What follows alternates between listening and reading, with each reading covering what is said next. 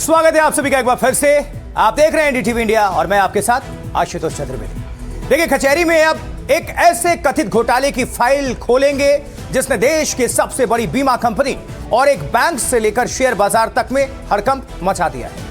खलबली इसलिए मची है क्योंकि पैसा डूबने की फिक्र सबको सताने लगी है। आपको यह खबर जरूर देखनी चाहिए क्योंकि हो सकता है कि आपके भी पैसे फंसे हो, आपका निवेश भी फंसा हो।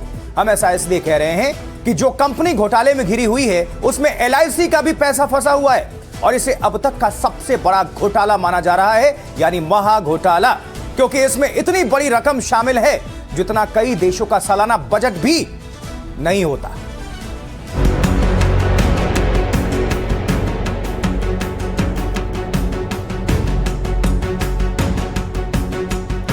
₹15 लाख करोड़ रुपए, इतनी भारी भरकम रकम कि आप गिन नहीं पाएंगे।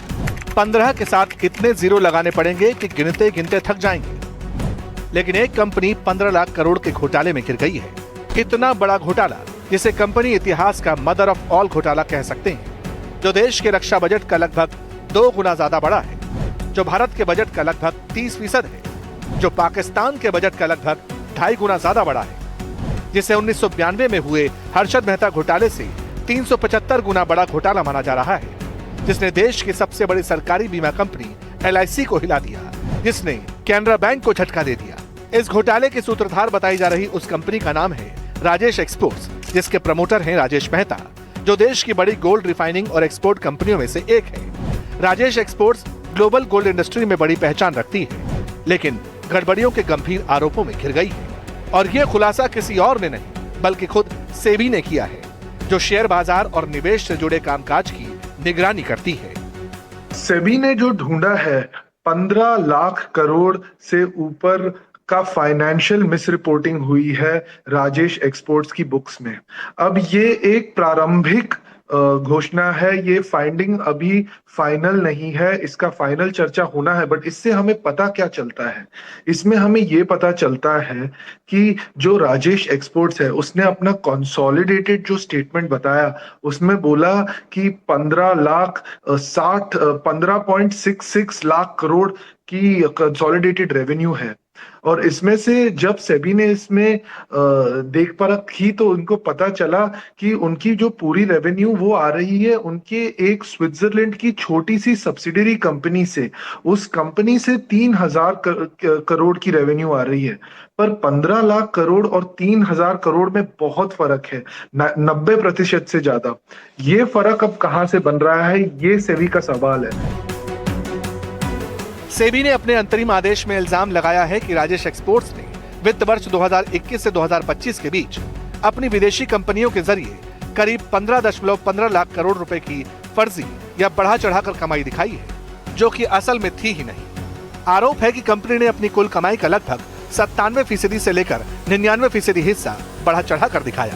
सेबी ने इस गड़बड़ी को इतिहास की सबसे गंभीर वित्तीय अनियमितताओं में से एक बताया है।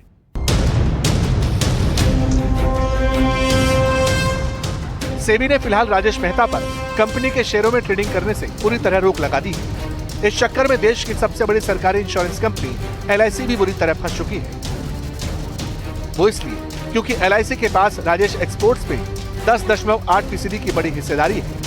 जैसे ही सेबी का ये आदेश आया, एलआईसी के शेयरों में भी 1% तक की गिरावट दर्ज की गई।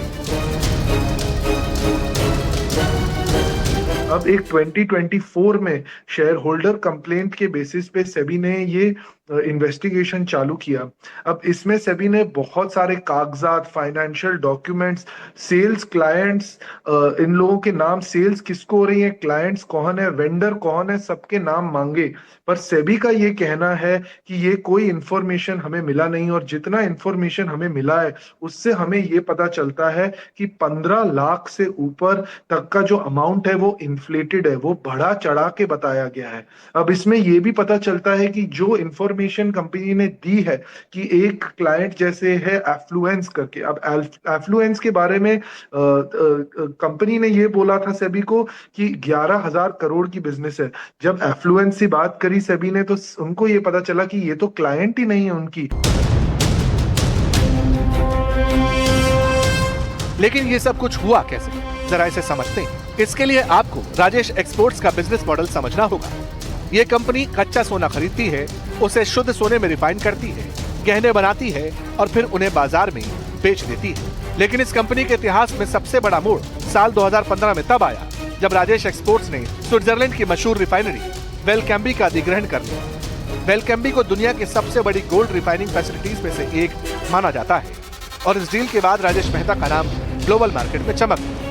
यहाँ तक कि LIC ने भी इस कंपनी में भारी भरकम पैसा लगा दिया और उसकी हिस्सेदारी 10% से ज्यादा हो गई। इससे राजेश एक्सपोर्ट्स की शेयर बाजार में भी चांदी हो गई, उसके शेयर के दाम बढ़ने लगे। कैनरा बैंक ने भी राजेश एक्सपोर्ट्स को बड़ा लोन दे दिया, लेकिन सेबी की जांच बताती है कि कंपनी ने जो कमाई बताई वो कमाई दरअसल हुई ही नहीं। सेबी के मुताबिक राजेश एक्सपोर्ट्स लिमिटेड ने वित्त वर्ष 2021 के लिए 2.58 लाख करोड़ रुपए का कंसोलिडेटेड रेवेन्यू दिखाया।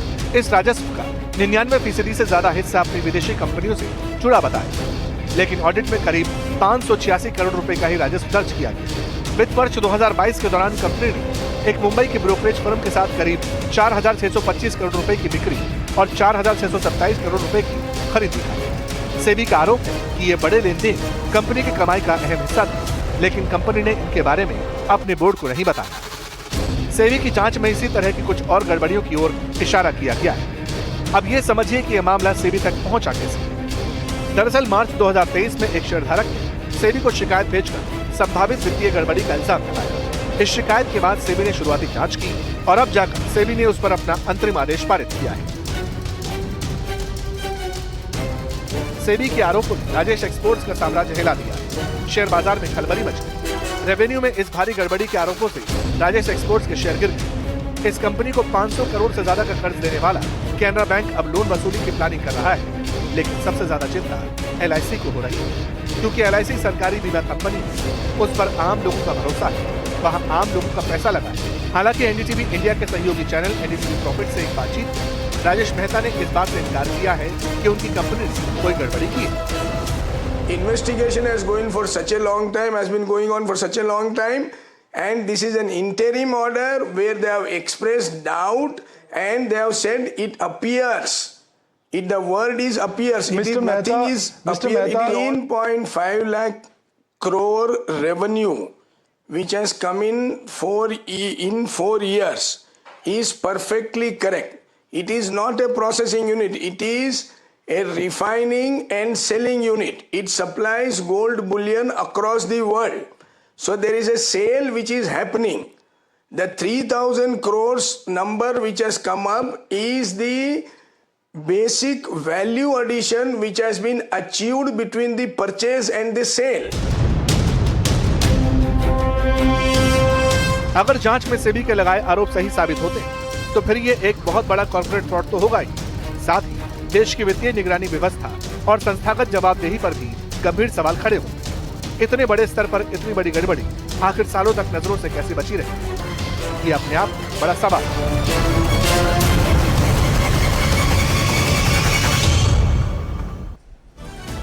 इसी रिपोर्ट के साथ कचहरी में आज के लिए इतना ही। मुझे आशुतोष चतुर्वेदी को दीजिए आप इजाजत। बने रहे देखते रहे आप NDTV इंडिया। नमस्कार।